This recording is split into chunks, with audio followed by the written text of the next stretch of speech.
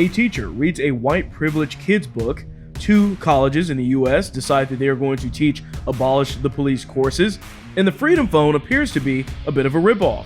I'm William Hall, and this is The William Hall Show.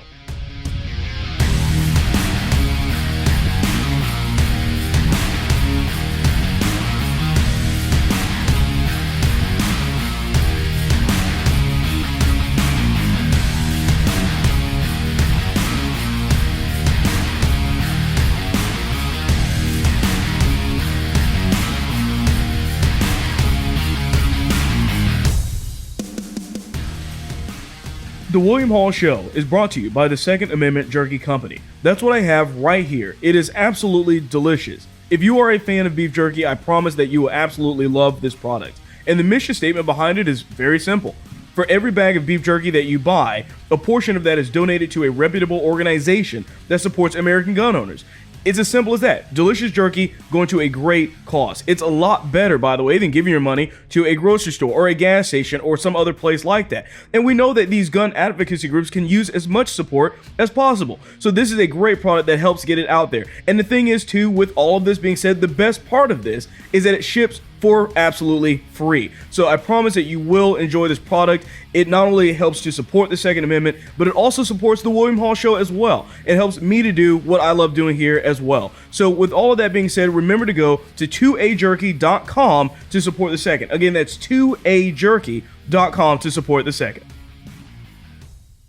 All right, so welcome back to the show. There have been several instances over the past few years where we have seen different kids' toys go woke, whether it was the different types of Barbies and other things like that, even Mr. Potato Head as well. There's been several, basically. Well, now we actually have a person that has gone to Project Veritas to basically expose Hasbro, which is one of the biggest toy manufacturers out there, and expose them for what they're doing and telling them that they're actually showing and teaching CRT to their employees and just about everything else.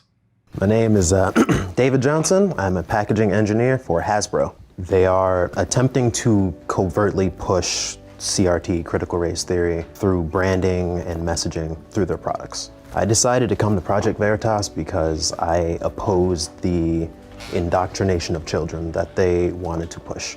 Explain what we're looking at here. This is the program developed by the Conscious Kid, which is working with Hasbro to teach children about racial bias at an early age. Is this a mandatory all-hands training? Yes, it was mandatory for me. Children as young as 2 are already using race to reason about people's behaviors. 2-year-old racists is just an absurd concept. By 3 to 6 months, babies are beginning to notice and already express preference by race. By age 3, children are already starting to apply stereotypes. They also may use racist language intentionally at this age. I think this is where the mask starts to slip a little bit. Is this what people are talking about regarding critical race theory? This is critical race theory in practice. They explain that the white children in particular have the particular bias against black people. It's a mainstream ideology now, and it's in a lot of our institutions. People that I've spoken to about these issues, and I'm trying to explain to them why teaching people to segregate based on race or by gender or by any other inherent characteristic is wrong. If you want your children to be looking at people based on their race, then you are opposing Dr. Martin Luther King's dream. So I think that's progress in its truest sense, that we should not be judging each other by the color of our skin, but rather by the content of our character and actions. If the next generation of children is allowed to be indoctrinated to believing that racial segregation is a good thing, I don't think it will lead our country to anywhere good. Racism exists. I think we'd be fools to say that there is no racism in the world, but teaching children to judge others based upon race is not going to make a world with less racism, it's going to make a world with more of it. This isn't something I wanted to do, this is something I felt I had to do. This is a hill worth dying on. If I can make one person just step away from this ideology and say, you know what, maybe that's not the way, it's not the path towards a better future, then I think it's worth it. So every time that I hear these people talk about CRT, every time this comes up, the first thing that comes to my mind is I'm hoping that they don't have kids. I'm assuming they don't, because a lot of the stuff that they're talking about is just ridiculous. I don't understand how real parents can really feel this way when they're talking about children so young as well. But the other thing, too, to take away from this video, if you aren't able to see this, is that the person that's talking there, the actual whistleblower, is a black guy. He's a guy that is black and goes against what the left has been telling everybody. If you're on Twitter, you'll hear them say that the only people that oppose CRT are these white parents and these white people. Of course, they hate it, blah, blah, blah. But you don't see them actually trying to acknowledge any of the black people that have come out against it. I've showed several clips, by the way, of black people that have opposed CRT as well in other situations with schools. But this is a different situation because Hasbro is a massive toy company. They've been around for a very long time, and this is the stuff that they're telling their employees. And it's crazy to me that this is happening right now. It really is, because this isn't just something that's being put into the toys, it's being taught to the employees as well. And that's absolutely unacceptable. We shouldn't accept any of that in any capacity whatsoever when we're looking at this. What they're saying there is just absolutely insane. The thing is that they can be made to be racist by teaching CRT. It's something that I've said about children for a very long time. Kids are not inherently racist, but the way that you're hearing them talk about them, like, oh, by the time they're this age, they were able to basically say this and recognize that, and they're thinking this person's racist. I mean, that's pretty asinine. This shouldn't be acceptable. These are children here that we're talking about. But the thing is that if you wanted to really get rid of racism, it's very simple. It's very simple, and I've said this a long time ago. Stop talking about it. Stop talking about racism if you want to get rid of racism. But when you're dealing with kids this young, when you're taking them from that age and you're saying, pay attention to these things. Notice how that person's black. Notice how that person's Hispanic or whatever, or white. Notice and look and notice these differences. Look, kids will oftentimes notice differences on their own. They don't really need anybody to necessarily tell them about that. They'll just notice the difference, like, hey, that person's a different color, or maybe that's a girl and I'm a boy, or something like that. But they're not thinking of it in any bad or positive way. It's just they may ask because they're just asking about it. But what they're trying to do, what the left is trying to do, is to stick on the identity politics with everything. They're trying to put this kind of responsibility, if you will, on these kids so early on that have no business to be worried about what skin color people are and any of that. Nobody really does, but that's what they're trying to do with them. And like I said, the best opposition, the best way to kind of get rid of CRT and all these things, or just racism in general, is to just stop talking about racism. Is stop teaching it to kids, stop teaching it to employees. But of course, how will the left-wing people virtue signal? How will they say that, well, I'm anti this or that, if we're not talking about it? That's the problem. They need there to be racist people. That's the thing about the left-wing ideology, is that it is literally hinging upon the idea that there are racist people. They have to be able to point to something and say that something is racist, even if it's not. It is based on this idea that it has to exist, because if it didn't exist, their whole ability to teach this stuff would go away. For some reason, they think that pushing more racism into the equation is somehow fixing it. Once again, the definition of insanity is doing the same thing over and over and over again and expecting a different result. Anytime that you're putting more of this information, more of this indoctrination into the heads of kids that don't even have the ability to really understand what's going on at that age yet, you're only making the situation worse. It's not going to get better. And that's why you have the insanity that's going on right now. But the thing, too, is that this speaks to a lot of the corporations. It isn't just Hasbro, because that's just one of the major toy manufacturers. But let's look at Disney. Let's look at Coke. There were just two of many of other examples of companies that have come out and or have been exposed in some way of teaching CRT or showing this to their employees, talking about this with kids and other things. Think about the colleges. Think about the public schools. All of these systems are in place to basically push this narrative, to push this indoctrination. They're all moving in lockstep with each other. Remember, they're not. It's not like some of these companies are opposing these things. A lot of them are just jumping on the bandwagon.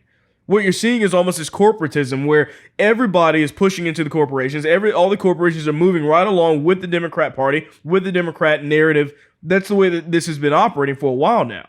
So I'm not surprised to see this, but it is very interesting that you're seeing the talk about these kids in this way as if they really understand kids at all at that age. But the thing is that Democrats have the audacity, with all of that being said, to say, well, America is systemically racist. Well, what are the systems that we're talking about? And they may list some systems that are out there. They want to call it a system. But they own all those systems. They own all the institutions. From the toy manufacturers, from the schools to the public schools to the colleges, everywhere. All of these companies, the Democrats are the ones that are running the narrative right now. So if there's any systemic racism that they like to point to, they can only point the fingers back at themselves because they would be the ones solely responsible for it. Is that not the case? It's almost this circular reasoning, this circular logic that they try to impose on everybody to say, okay, well, if we start off in this situation where we assume there's racism there, even though there may not be, then we'll need to fix that situation by teaching training that is also racist to then bring us right back to where the system's racist as well. But we won't blame ourselves for causing that problem. We'll just pretend like it's these evil other people that are out there, these evil white people that are out there for some reason, even though we're the ones that own every single one of these institutions. Point to me, show me where the white supremacist professors are, and the ones that are teaching these white supremacy things at Disney and Coke and everything else. All I'm seeing right now is CRT. All I'm seeing is the racism perpetrated by that. That's it. I'm not seeing it anywhere else. But the thing is that CRT is a product for those who hate already. That's the way that the Democrats are. A lot of them already have this hate built up, whether it's towards white people or any other race or whatever. And they can't stand the fact that most people just don't grow up that way. They can't stand the fact that kids would have the audacity to grow up and not be the way that they are. So as a result, they cause them and want them to hate. They want them to divide them. They want to split them up and segregate them and say that you should hate that person and you should hate that person because they're oppressing you and they're the oppressors. That's the way that they're trying to do it. If you let bygones be bygones, nothing's going to take place. Nobody's going to wind up being racist automatically. Once again, you just have to stop talking about it. But they can't do that. They can't possibly do that because it gives them no room to virtue signal whatsoever. So speaking of just teachers and schools and CRT, here's a teacher right now. It's on this YouTube channel. I guess they're trying to have some advocacy for pushing different new ideologies for racist stuff and CRT and whatnot. But she's basically reading this what is supposed to be a kid's book. And you can tell just on the face of it, all of the problems that are in it. So then, what is white privilege? White privilege is when people who are white have additional benefits, advantages, and fewer barriers to overcome than people of color. People of color are folks with black or brown skin or of a specific race or ethnicity. That doesn't mean that if you're white, you aren't talented or smart or your life is easy. It means that you have extra privileges just because of the color of your skin. Really? Yes, really. So what are some of those advantages? Sometimes they're small, and sometimes they're really big. Like the privilege of always seeing people who look like you in books and movies. That might seem like no big deal, but imagine if no one looked like you in your favorite movie. Wouldn't that make you feel left out or sad? Or it can be in the people who are usually in charge, like teachers, your parents' boss, and presidents. Those people are usually white. This is probably something you've never really thought about. That's okay. But don't you often wonder why those people are often white and not another color? White privilege could also be in things you don't have to worry about, that people of color do. Like feeling unsafe when you walk past a police officer. Having people assume you're bad at something because of your skin color. Easily finding a Band-Aid that matches your skin tone. Or people always asking you where you're really from. These are just some of the ways that white privilege can show up without anybody noticing. In fact, part of having white privilege can mean that you don't even know you have it. The thing about white privilege is that you don't have to think about being white. This was also true of me. As a kid, I never thought about being white. I never thought that I had extra privileges. But because of my white privilege, strangers smiled at me when I walked down the street. I would get invited to more places and parties. I felt safe when out and about. I had more opportunities. People didn't look down on me. And I had a better shot at success. I had all these advantages even though I grew up without a dad, no money, and never really knew what tomorrow would look like. So there's so many problems in this kid's book. First of all, none of these questions or the things that they bring up in this book should be things that kids should be thinking about. It really isn't. Like, let kids be kids. Like, can't we just have that be the case? But of course not. But in the book, she reads, "Don't you wonder why these people are often white and not another color?" In reference to just movies or things like that. And it's like, well, the majority of the people in the United States are white. You don't have to like that fact, but it is a fact. You know, and then they go on to say, well, you know, what would you feel like? How would you feel if you were watching your favorite movie and they're not the same color as you? I mean, am I the only one that's like wondering, like, hey, is the movie good? Is the book good? Is the product a good product? I think most of us, I think I speak for most normal people, that we really don't care what the race of the person is. What we want and what we're looking for is a good movie, a good product. We've all seen movies that maybe tick the boxes where they say, well, we have the token black person and we have this percentage of this and we have the exact split between men and women. We have gay, we have lesbian, all in this movie. But the story's horrible. It's a bad movie. You ticked all the boxes, but no one's enjoying it at that point because you forced it in there where it didn't really belong. Once again, this shouldn't be kids' concern. Let kids be kids. You know, let them enjoy a movie. I don't understand why they can't enjoy something or why they have to be looking to see what race that person is before they can possibly enjoy it at all. That just seems ridiculous to me because you're basically disrespecting the art. It doesn't matter what you identify with who in a certain movie and whatever. It matters whether the product is actually a good product or not. They go on in the book and she says, if you feel unsafe when walking past police officers. I don't understand what she's referring to. First of all, why are you teaching this to kids? There's been several viral videos I've seen over the past year where you had young black kids running up to police officers and hugging them, and the police officers were so kind, or they're in the community helping them. How do you explain to that child that doesn't even think that way? I mean, I guess in the real sense of it, that's what the Democrats have a problem with. They don't want kids to just see and look up to police officers. I mean, when we were younger, it was like, oh, we wanted to be a firefighter or a police officer, you know, a doctor, all of these things like that. They're trying to demonize all of these people at this point. They don't want kids to grow up and just have a general sense of the fact that a police officer was somebody to be looked up to. They're upset about it, so they have to tell the kids, hey, no, you shouldn't be. You shouldn't like that. You should feel unsafe for some reason.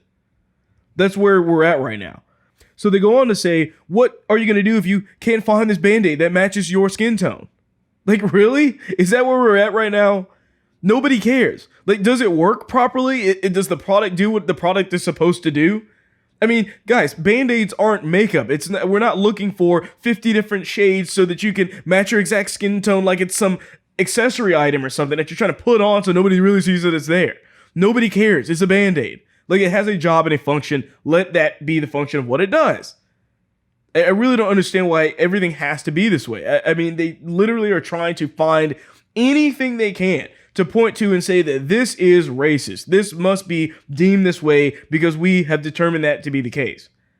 You know, they go on and she says, well, do people normally ask you where you're from, where you're really from, is what she says. Now, I've heard about this one, I think a couple of years ago, where people were literally saying that they were getting offended because somebody asked them, hey, where are you from? Or something. They were like, America. And they clearly had this very thick accent, something like that. A lot of people on LinkedIn were doing this too. They were kind of virtue signaling this way, talking about this conversation of, you know, should you ask somebody where they're really from if you can tell that they're clearly not from the United States? And it's like, yeah, what's the problem with that? The left-wing ideology is telling you on one hand, you must be upset at that. You must get triggered. You must say, how dare you ask me that, or ask where I'm really from when I clearly do not have an American accent, when I clearly look like I'm from somewhere else. How dare you ask me that? The thing is that what it's doing is automatically assuming the malice on the end of the person that's asking that question. But that's not always true. I don't even think it really ever is true. Because typically, if somebody's saying, hey, where are you really from? You know, and they may say, well, I'm from Cuba. And they say, hey, I have family over there. That's awesome. You know, I just traveled there last week or whatever.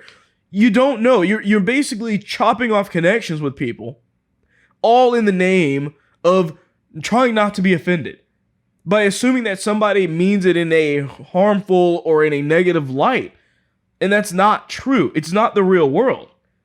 But that's what they're trying to do. They're trying to make this the real world. And they're starting, by the way, By teaching this to kids? Keep in mind, this isn't an adult CRT book or something. This is supposed to be read to kids and children. That's what's really scary about this. Some people legitimately get upset over that, and that really always surprises me. But the thing is that, are they really ashamed of where they came from? I mean, what is the reasoning behind it? Is there some other deeply rooted thing that's going on in there? And for those that are listening to the audio version of this, what you see in the background there is actually a bunch of flags. You'll notice the BLM flag. You'll notice the rainbow flag.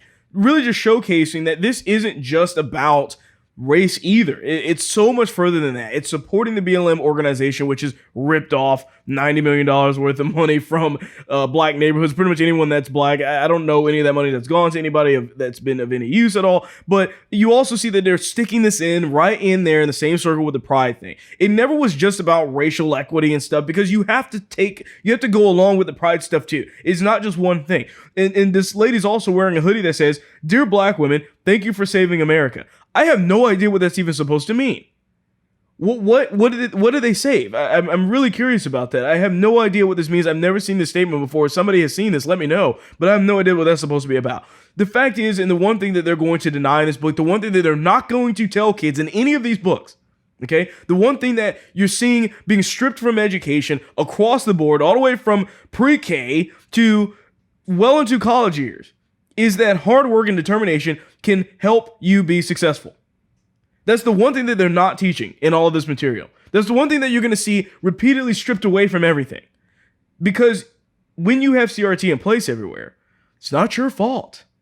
It's not your fault that you're doing bad. It's not your fault that you're failing these grades in these classes. It's something else. It's the system keeping you down, you see. It's clearly not your problem. It's the school's problem. And it's up to government to give you a helping hand to fix that. We look at affirmative action. That's basically what this is coming out of. This really validates affirmative action. It's a kind of a precursor of teaching them straight into affirmative action to say, well, that's the validation behind it, guys. That's why affirmative action exists, because clearly black people, Hispanic people, or other minorities wouldn't be able to get ahead if it wasn't for that, except for the Asians that are doing better than any other racial category at Harvard and at Yale, to the point, by the way, that they actually had to make their test scores, or at least the benchmark for them to get into the school, way higher because they didn't want so many Asians on the campus there. Could it be that maybe their families value education a lot more than just everyone else? Like, can we just be honest about the facts here instead of trying to pin this down to being some systemic problem? If you want change, it happens in the culture, it happens in the family, it happens in teaching the facts behind the situation. But the people that are learning this, that believe this, are doomed to fail. They'll never get out of these systems, or whatever they want to call them, because they'll already be stuck. They're permanently stuck in this mindset that it's someone else's fault. And the left-wing people have continuously pushed this over and over again. 2 colleges, by the way, have offered, or are now offering, an Abolish the Police course. Now, this shouldn't come as any surprise, but it's, once again, another situation where instead of colleges maybe talking about abolishing the police and in other classes and other liberal arts classes, now they're just straight up just naming it that. I mean, the whole class, a whole course that they're literally giving credits for, that students are literally paying for, is literally just for abolishing the police, which is crazy to me. I don't even know how much material you could possibly have in that course. But so it goes on in this article here talking about this situation. Starting this fall, 2 colleges in the U.S. will be offering courses that are centered around teaching students Marxist, black political, and feminist theories that will assist them in activism to abolish the police. Notice how it's literally just saying it right there on his face. This is a class to train activists. Not to educate you, not to make you smarter, but to literally turn you into somebody that's out on the streets causing a problem and causing a scene. So the classes, Abolish the Police and Abolishing Prisons and the Police, will be taught at Davidson College in North Carolina and Bard College in New York, respectively. Now, like I said, abolishing the police and prisons, by the way. Because they'll look at the system and they're looking at the stats and they're saying, well, there's so many black people that are in prison right now. There must be a problem with the system. This is one of the things that I never will ever understand about the left-wing mindset about this. How is it that you can look at something and say, okay, well, there's a disproportionate amount of people. Okay, black men make up 6% of the population. Yet 50% of the people that are in prison are black men. How does that work? Okay, and they're looking at that and they're saying, you know what? It must be a problem with the system. It couldn't possibly be the fact that all of them have been charged of a crime. It couldn't be the fact that all of them are criminals in some way. I mean, we have to look at the records of these people.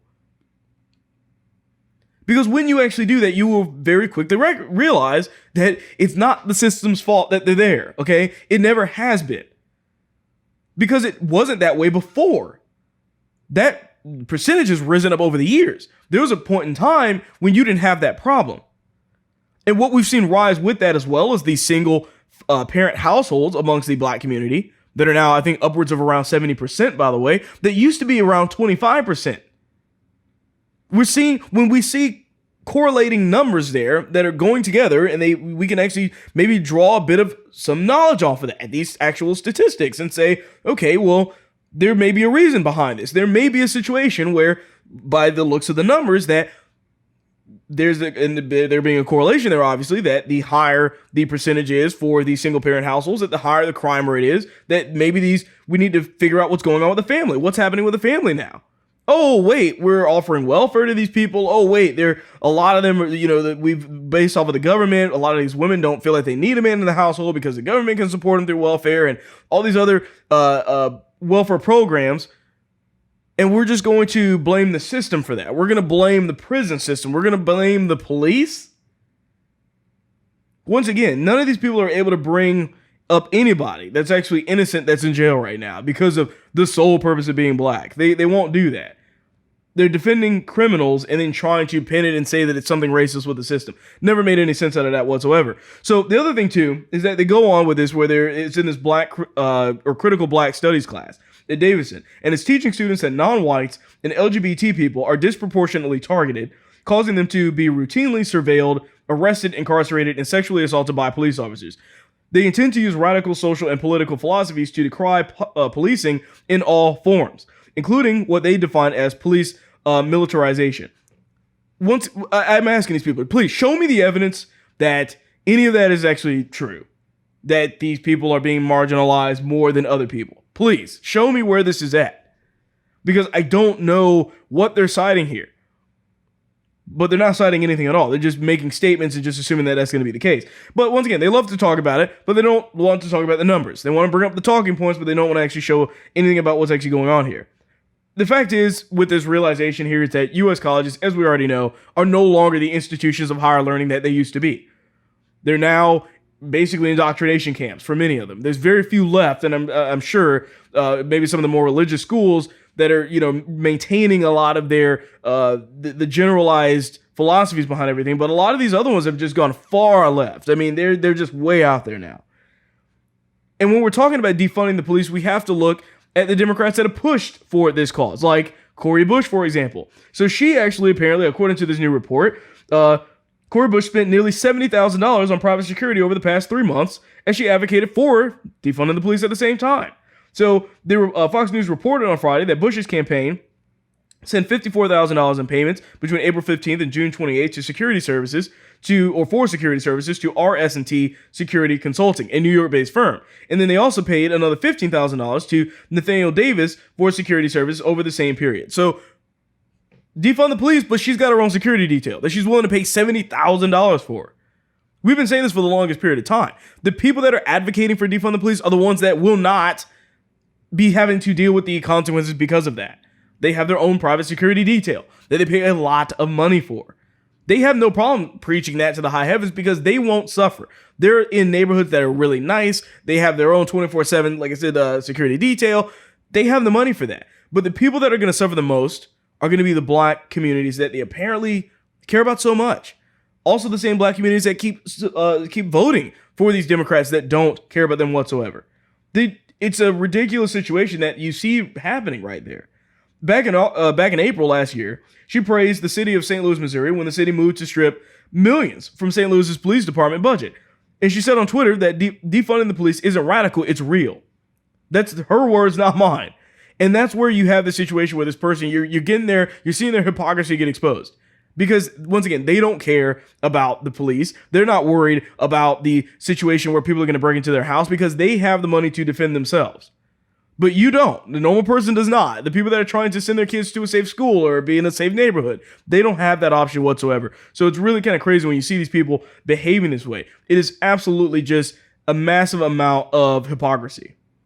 Many of you have heard about the Freedom Phone, maybe from several different influencers that are out there. But basically what you had is this phone that everybody started marketing all of a sudden out of nowhere, talking about it being a free speech phone, it being a phone that was tethered or not tethered to Google, a phone that you could basically have privacy on. That was kind of the general tenets that it was pushing its product on, that it was trying to sell you on, okay? So this is a $500 phone that they're trying to sell to people right now. They're saying it can work on any of the networks like Verizon and AT&T and everything else. So what's the problem with this device? So we actually have more information now about this Freedom Phone that will cause for, I think, a lot of concern amongst people. In other words, the short story of this is don't buy the phone. That's basically what's going on.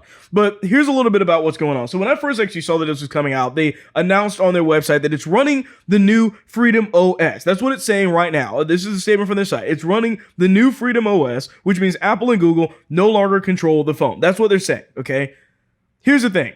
I am hugely into technology. I've been dealing with cell phones for 15 years, and I can tell you firmly that you're not making a phone today based off of your own pure OS. Everything, by the way, that you probably use, if it's not Apple, it's running on Google to some degree, okay? Pretty much everything. Some of your TVs, maybe not, but the general gist of it is that if you have a phone right now, unless you are literally a software designer and you have spent a ridiculous amount of money trying to design an OS for the device, it's going to be based off of Google, especially when they're talking about that it's going to have these apps with it. Okay, it's going to have Parler and it's going to have Getter, of course, and a few of these other social media free speech apps and whatnot that are supposed to be on there. As soon as you have apps available on your phone, it has to work with some type of operating system, which means it needs to be either Apple or Google. And obviously in this situation, it's Google. And that's what it is. It's actually a forked old version of Google that is open source, I believe, for this type of situation.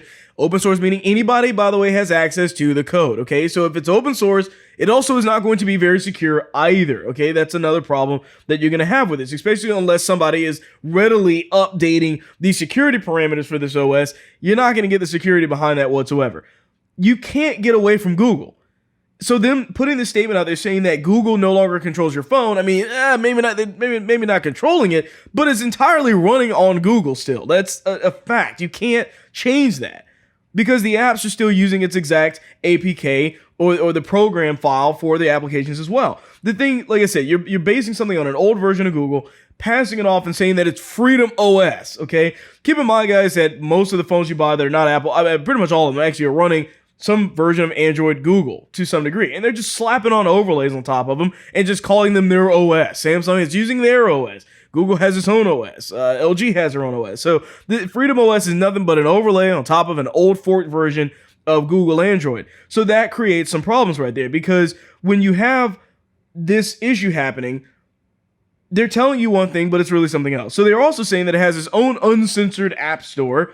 But really what that probably is a separate app that's preloaded on the phone that allows you to load in applications for free speech apps and whatnot, like Parler, Getter, whatever. You can bring all of those up on there and just install them on your phone, basically by sideloading them, which is what we call that. I mean, you can sideload apps right now. Actually, if you go and you look at Parler, you can sideload the Parler app on Android today, okay, without having to go through Google Store. And because it's not listed on Google Store, but yet I have the app because I can sideload apps. So them acting like this is some new uncensored store makes no sense. If they wanted to cut off support for that phone, they could easily do that if they wanted to do that. So the real kicker here is their privacy policy. This is, once again, not something I'm making up. It's literally on their site. You can go there right now. If you search Freedom Phone online, you can find this. So their privacy policy says, we use your personal data to provide and improve the service. By using the service, you agree to the collection and use of information in accordance with this privacy policy. So right there, right in front of their website, they're telling you right away, hey, look, we're using your data. It's not very private, is it? Not very private whatsoever. Not very secure either. So this is kind of a lie to a bit of a degree for them to try and do this and market this out there. By the way, the phone, I think they said it's like some cheap Chinese knockoff phone, basically. It's actually only $169 for this device, and they're selling it to you for $500 right now. And then you had all these influencers, of course, online shilling this product, talking about all the great things about this product. But the issue is, once again, like I said, they worked at a brand deal, that's on them. But it's just kind of interesting when you have all these people kind of coming out, but they're not checking the product. They're not making sure the product is a good product, or if it's a secure product. They're being told what to do, told how much to make, and then they're just throwing it out there in front of everybody and telling you that you must get this product this way. So I kind of just basically posted on Gab about this, basically saying just watch out for the influencers that are promoting Getter still, or promoting this Freedom Phone, because they haven't even bothered to look into the product. And if you're not going to look into the product, then why are you even trying to get people to buy it in the first place? At this point, it's kind of off the list. It's a phone that clearly does not bode well for the future of everything. So if you do hear anything about the phone, don't buy it. Stay away from it. I think there's better options that are out there by just using your own Android phone that you could do, by the way, to separate it from Google. But going with the Freedom Phone is not a good idea. All right, so I don't typically use emojis all that much, but we're actually seeing this new, what they're calling emoji draft, where I guess they kind of put out a bid, or kind of several different emojis that they're looking at adding to different phone platforms, and basically seeing if they get approved. So this is this is the Emojipedia, I guess, is the one that's doing this right now. So they're putting out these emojis, these new emojis, and you can see a picture of this if you're listening on audio. What you're seeing on there is a pregnant man. It's basically what it looks like. Now, I could assume it's a beer belly, but I doubt that's what it is, because that's what they're saying in their statement, is that it's not what it is. So in their own blog, they said, because there is already a pregnant lady emoji, the additional emojis would include a pregnant man and pregnant person. Notice how they're taking away the gender of that, basically like this anonymous kind of, I don't know if they're a man or a woman kind of person thing. But it says the new emojis recognize that pregnancy is possible for some transgender men and non-binary people. Okay, here we go. So, like I said, this is, you could assume it's a beer belly one. Maybe some people will use it that way, but that's not what it is. They're clearly trying to push for this in the phones and everything else. And although this is a small thing, I mean, it's just an emoji. It's not like they're, forcing you to type with it or something like that. It speaks to the larger issues going on in culture right now. It speaks to what is happening across the United States, where it's little by little by little by little, they add in new things, trying to affirm these transgender ideologies. And then over time, before you know it, everyone's doing it. It's a normal part of society. And it starts with things like this. It starts with small things that you don't think too much of that really starts to add to this. Now, keep in mind, just think about this. Who is this for? Who is this actually legitimately for? Who is asking for this? Because I could assume there's probably about 0.0001% of the population that would legitimately be asking for them to put an emoji on there that said, oh man, I just wish they had a pregnant man looking emoji on there because that fits me. There's hardly anybody in this society that does this, but yet they're changing everything to go with this. Don't make the left fool you. There are very, very, very few people out there, even as radical as they've been with this, that actually believe in this stuff, that actually are this way, that would actually use it for this purpose. Very few. But yet that's the way that they're pushing this. They're acting as if there's this vast majority of people that have been arguing for this for the longest period of time. That's not true. It just isn't. And the thing is that you have them using these different colors of people. They've been doing that for a while as well. I typically just use the yellow one because I don't feel like dealing with it. It's just weird for me trying to pick a shade and everything else like that. I'm like, I really don't care. I'm just trying to convey an emotion. It's an emoji. That's all it is. It's an inanimate type of object. It's not something that has any legitimate weight to it. I don't need it to identify with me for me to feel good about using it. It's the meaning behind it that matters, and that's all I use. But that's the way that they have tried to push this, but the same people that want this are the same ones that are talking about digital blackface, that are saying, oh, you can't use this GIF that has a black person in it if you're not black because that's actually racist and it's like a digital blackface. It's the same people that kind of support this stuff like that. It never made any sense to me whatsoever. So there's actually a bit of good news coming out of Los Angeles County right now. The Los Angeles sheriff said that he will not enforce a mask mandate again at this point. So that was something that they did last year when the virus was going around and everybody was kind of freaking out and, they didn't really know what to do. So they immediately put in these mandates, had the police enforce those mandates, And now they're saying, you know what? We're not going to do it anymore. So this is a statement directly from them, from the Los Angeles County, announced that they will not be enforcing the county's renewed indoor mask mandate, saying that the mandate is not based on science. I love that they're saying this because it's so true. Now that we have the facts, now that we actually have the information, we can see what's going on here. That it's not doing, and it wasn't even that effective. The lockdowns have not been that effective. The masks have not been that effective. But the thing is that this is another scare being brought on by this new Delta variant that I mentioned before. I told you, it's not going to end because there's always going to be some other strain, some other variant that's inevitably going to be there. That's always been the way that it is. That's why we have the flu every single year for all of my life, and before that and after it as well, we will have a version of the flu to some degree. It's always been that way. It's always going to be that way. You're not going to be able to change that. But that doesn't mean that we need to pretend and act crazy every single time it happens for the rest of our lives. So the thing that I always find interesting is that the same people, by the way, that want to defund the police are the same people that want to use the police to enforce mask mandates.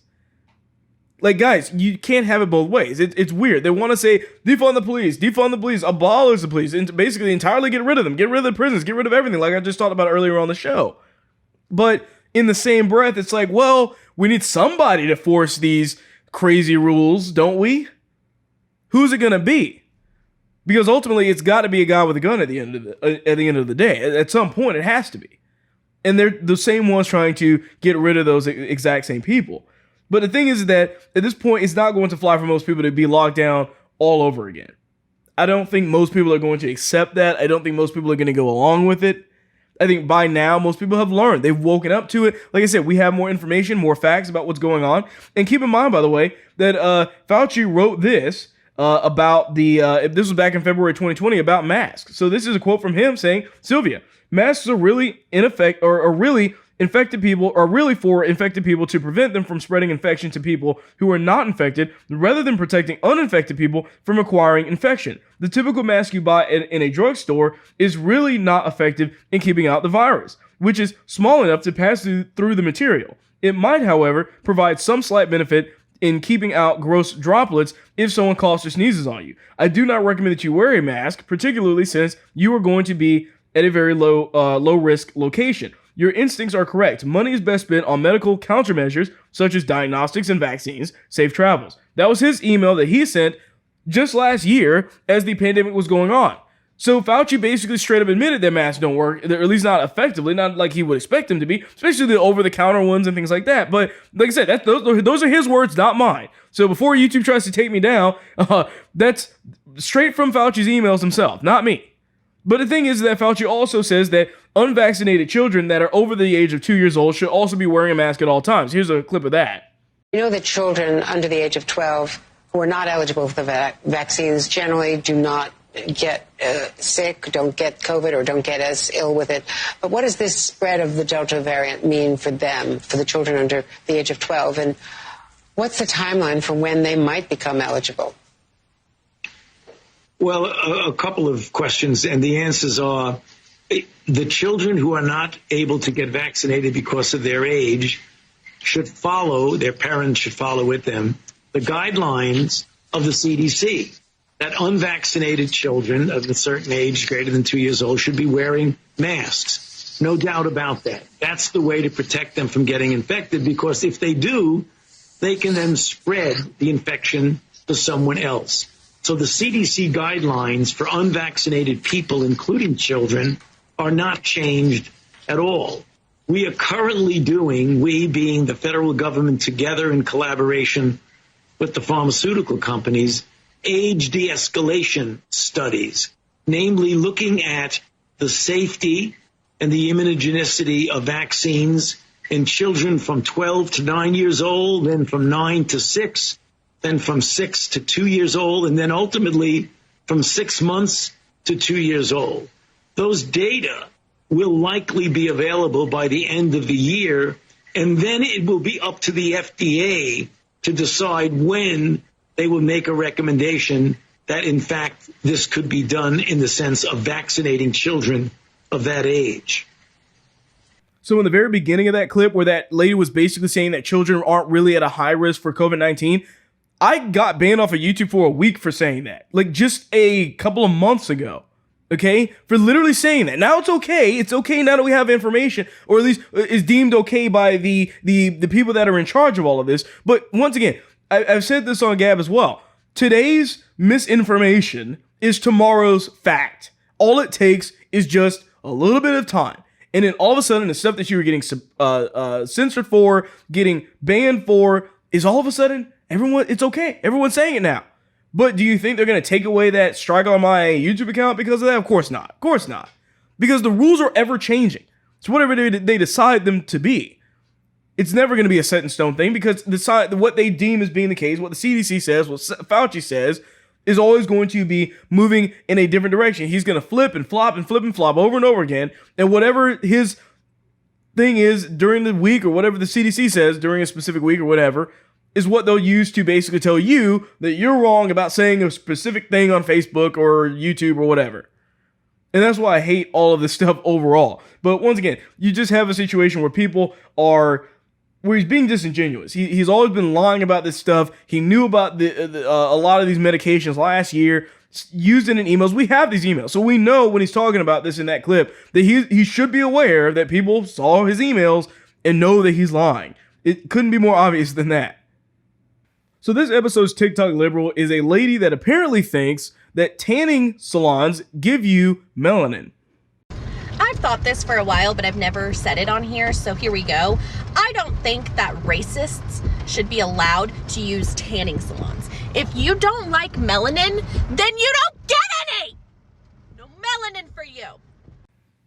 Have you ever noticed how they have to yell at everybody about everything, no matter what it is? They always have to do that. They, of course, can't just be reasonable. They have to make this video making them look crazy. But the thing that we need to take into consideration, as I kind of alluded to, is that you don't get melanin from going to a tanning salon. That's actually just not the case. That doesn't make sense. Scientifically, that's not what actually happens at all. But the thing is, once again, is that these people it's really about the racism. That's what they're trying to pull this as. Oh, these racists, they shouldn't be allowed to do this. I mean, what does that even mean to her? Because apparently the definition in the textbook doesn't matter, which they'll probably change, by the way. But they don't even think about that. What does that even mean? Because to them, it's probably anybody that's to the right of them at all. Or anyone that's white or whatever. They'll just assume that that's what it is. I mean, but there is no test for racism necessarily. I mean, and even if there was, their metrics for how they would determine that to be the case would be very different than what the actual textbook definition would be looking at. But like I said, you have these people that are misrepresenting the facts as well. Once again, you don't get melanin from being at a tanning salon. It just darkens your skin. That's really all that really takes place. Now, the thing is that melanin obviously gives your skin color, but it's not something that's exacerbated based off of being in a tanning salon or something like that. But if you're in the tanning salon or just in the sun for a long period of time, I mean, it temporarily darkens your skin, whatever it is. The other thing too, when they talk about this, oh, if you don't like melanin, blah, blah, blah, it's like she doesn't realize that white people have melanin in their skin too. Everyone has melanin in their skin. It's just different degrees of that. But people don't understand that. The facts don't matter to them. It really doesn't. So it's just kind of comical seeing people like this behave erratically, yelling and doing what the left-wing people always do, try to scream a point across because they think that for some reason that's going to help. It doesn't. It never has, never will work whatsoever. But I thank you for watching or listening to The William Hall Show. Remember to check out toajerky.com as well for more, like I said, very, very good product in my opinion. But with that being said, I'm William Hall and this is The William Hall Show.